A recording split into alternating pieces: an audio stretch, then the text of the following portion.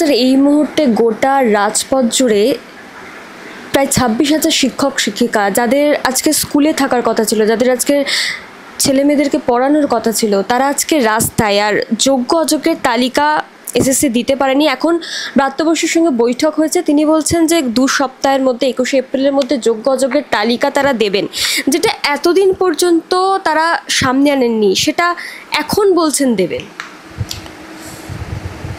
পশ্চিমবাংলায় নিয়োগ দুর্নীতি যারা ভয়াবহ ব্যাপার সবাই বুঝতে পারছেন। প্রতিটি ক্ষেত্রে, শিক্ষক নিয়োগের ক্ষেত্রে তো বটেই, শিক্ষক শিক্ষাকর্মী, TET, school service commission, college service commission, কোথায় না, প্রত্যেকটি ক্ষেত্রে। আসলে কেন এটা হলো? বামফ্রন্ট যখন ছিল না তখন তো স্কুল সার্ভিস কমিশন ছিল না, টেটের পরীক্ষাও ছিল না। তখন প্রত্যেক বছর পরীক্ষা হয়েছে, সম্ভবত 2010 সালে 2বার এসএসসির পরীক্ষা হয়েছে। বছরে 12, 14, 15, 20,000 পর্যন্ত নিয়োগ হয়েছে, কিন্তু কোনোদিন কখনো সেই নিয়োগ নিয়ে প্রশ্ন ওঠেনি, মিছিল করতে হয়নি কাউকে। এমনকি মমতা ব্যানার্জি, তিনি অত বড় বিরোধী নেত্রী, একটা শব্দ কখনো করতে পারেননি। কেন? সরকার নিয়োগের ব্যবস্থা করবে যোগ্যতার সাথে, স্বচ্ছতার সাথে।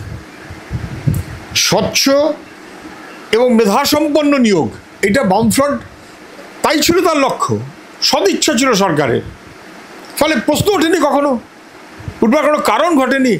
বরং শহর, গ্রাম, সাধারণ পরিবারের ছেলেমেয়েরা লেখাপড়া করে তারা আশ্বস্ত ছিল যে প্রত্যেক বছর পরীক্ষা হবে এবং নিয়োগ হবে, এবং আমার যোগ্যতা অনুযায়ী আমি নিয়োগ পাবো অথবা পাবো না। আর এখন তো উল্টো হয়ে গেল। 11 সালের পর থেকে ওই পুরনো একটা 12 বাদ দিলে বামফ্রন্ট আমলের নোটিফিকেশানে একটাই পরীক্ষা এবং নিয়োগ 2016, এবং সেদিন থেকে প্রশ্ন উঠল। কেন প্রশ্ন উঠল? কারণ সরকারের সদিচ্ছা নেই। সরকার স্বচ্ছ নিয়োগ চায়নি। সরকার স্বচ্ছ মেধাসম্পন্ন ছেলেদের সঙ্গে সমান তালে দুর্নীতিতে যুক্ত, টাকার খেলা, সাদা খাতা, পরীক্ষা না দিয়ে নিয়োগ পাইয়ে দেওয়া, একেবারে জালিয়াতি করেছে। এবং চালের সঙ্গে সমান তালে কাকড় মিশিয়ে দিয়ে বস্তা পচা করে দিয়েছে। কিন্তু সরকারের সদিচ্ছা ছিল না। সুস্থ স্বচ্ছ নিয়োগ প্রক্রিয়া সরকার চায়নি। এ কোনো 1-2 ব্যতিক্রম না, এটা প্রাতিষ্ঠানিক দুর্নীতি হয়েছে, সংগঠিত দুর্নীতি হয়েছে, প্রাতিষ্ঠানিক, এবং টাকার কারবার হয়েছে। এটা সবাই বুঝেছেন, পরীক্ষার্থীরা বুঝেছেন। 22 লক্ষ ছেলেমেয়ে পরীক্ষা দিয়েছে, তাদের ওএমআর শিট কেন প্রকাশিত হবে না? 26,000 নিয়োগ হবে, তাদের নাম বিস্তারিত কেন ওয়েবসাইটে দেওয়া হবে না?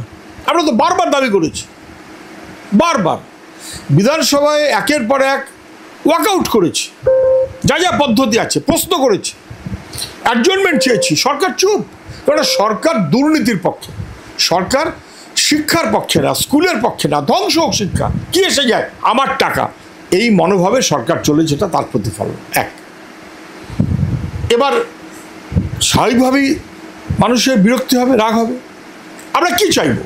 আমরা চাইব যারা টেন্টেড তাদেরকে আউট করে টাকা ফেরত করিয়ে তাদেরকে রক্ষা করতে গিয়ে যেন মেধাসম্পন্ন ছেলে মেয়েদের বিপদে না ফেলা হয়। তাদের শিক্ষারও বিপদ হচ্ছে। তাহলে কারা টেন্টেড নয় সেই তালিকাটা সরকার হলফনামা দিয়ে বলুক। আচ্ছা, এরা তো টেন্টেড, বোঝা গেল, এই হচ্ছে তালিকা, এই আমি হলফনামা দিচ্ছি, এরা টেন্টেড নয়, করে রিভিউ পিটিশন করুক। আচ্ছা, আমার সরকারের অপরাধ, ছেলে মেয়েদের অপরাধ নয়। আমার অপরাধে ওদের চাকরি এদিক ওদিক হতে পারে না, ওদের বহাল রাখুন। ওরা টেন্টেড নয়, আমি দায়িত্ব নিচ্ছি, ওরা টেন্টেড নয়। যদি কেউ ওদের মধ্যে টেন্টেড বেরোয়, আমি পূর্ণ দায়িত্ব নেব, ব্যবস্থা নেব, যারা অপরাধ করেছে শাস্তি দেব। কিন্তু তাদেরকে রক্ষা করতে গিয়ে মুখ্যমন্ত্রী একটা হলফনামা দিতে পারছেন না যে আমি যোগ্য, ন্যায্য, মেধাসম্পন্ন, স্বচ্ছ নিয়োগের পক্ষে ছিলাম না, কিন্তু এখন থাকবো, আমি দায়িত্ব নিচ্ছি। উনি যদি চুপ করে থাকেন তাহলে কার্যত দুর্নীতিকে প্রশ্রয় দিতে গিয়ে সরকারের অপরাধে মানুষকে বিপদে পড়তে হবে। আমাদের করজোড়ে একটাই নিবেদন, hour heart goes with those যারা স্বচ্ছ এবং দুর্নীতিমুক্ত মেধা সম্পন্ন, তাদের পাশে আমরা, শিক্ষার পাশে আমরা। মুখ্যমন্ত্রী হলফনামা দিন, দিয়ে তিনি যা যা অপরাধ করেছেন স্বীকার করুন, অন্তত তার অপরাধের ফল এদের ঘাড়ে যেন না পড়ে। স্পেশাল অ্যাপিল করুন, দায়িত্ব নিন যে এরা হচ্ছে টেন্টেড নয়। এই কাজটা করলেই মুখ্যমন্ত্রী মিলে যায়, উনি করছেন না। এবার কি বলছেন, এবার ওই মন্ত্রী বলেছে, ওরা বলেছে 22 লক্ষ ওএমআর সিট, উনি বলেছেন সম্ভব। ওরা বলেছে তালিকাটা দিয়ে দিন ওয়েবসাইটে, উনি বলেছেন তালিকা আমাদের কাছে আছে। তো তালিকা যদি থেকেই থাকে তাহলে এতদিন দাওনি কেন? হলফনামা করে সরকার দেয়নি কেন?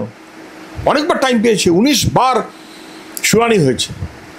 হাইকোর্টের ডিভিশন বেঞ্চ, তার আগে বাক কমিটি, তার আগে ডিভিশন সিঙ্গেল বেঞ্চ, তারপর হাইকোর্টের ডিভিশন বেঞ্চ। হাইকোর্টের ডিভিশন বেঞ্চের পরেও 1 বছর সময় পেয়েছে সরকার, কেন ক্ল্যারিফাই করলো না?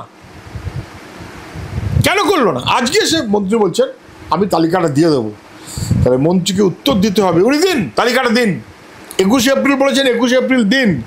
ওনাকে বলতে হবে উনি এতদিন দেননি কেন, উনি এই বিড়ম্বনা করলেন কেন? এই হাজার হাজার ছেলে মেয়ে এবং লক্ষ লক্ষ পরীক্ষার্থী, আরও লক্ষ লক্ষ ছাত্র, তাদের সবার বিপদ উনি ঘটালেন কেন? আমি দাবি করব শিক্ষামন্ত্রী তার কথা অনুযায়ী অবশ্য অবিলম্বেই তালিকাটা দিন। আর আইনে কোথাও বলেনি যে ওএমআর শিটটা বার করা যাবে না, কোথাও বলেনি। আইনের পরামর্শ নিয়ে উনি বলছেন, আইনের পরামর্শ কী আছে? কোথায় কোর্ট বলেছে যে আপনি ওএমআর শিটটা প্রকাশ করতে পারবেন না, ওটা গোপন জিনিস? বলেনি তো। তাহলে সরকার 22 লক্ষের ওএমআর শিট প্রকাশ করুক। সরকার যোগ্য বলছেন, আসলে যোগ্য না, মেধাসম্পন্ন স্বচ্ছ। অযোগ্য বলছেন, আসলে অযোগ্য না, আসলে হচ্ছে দুর্নীতিযুক্ত, টাকার খেলা। এই দুটো লিস্ট তার ডিটেলস সহ ওয়েবসাইটে প্রকাশ করুক, 21 তারিখ করুক। আমরা চাই যোগ্যরা, স্বচ্ছরা, মেধাসম্পন্নরা তাদের কাজ ফিরে পাক, বহাল থাকুক। তাদের হকের চাকরি কেড়ে নেওয়া হয়েছে, এটা কখনো কেউ মেনে নিতে পারবে না। এটা প্রাইমারির ক্ষেত্রে হোক, সেকেন্ডারি ক্ষেত্রে হোক, কলেজের ক্ষেত্রে হোক, সবার ক্ষেত্রে সত্য। আপাতত সেকেন্ডারি, প্রাইমারিতে আরও ভয়াবহ বিপদ মুখ্যমন্ত্রীর জন্য না ঘটে যায়, উনি সতর্ক হন।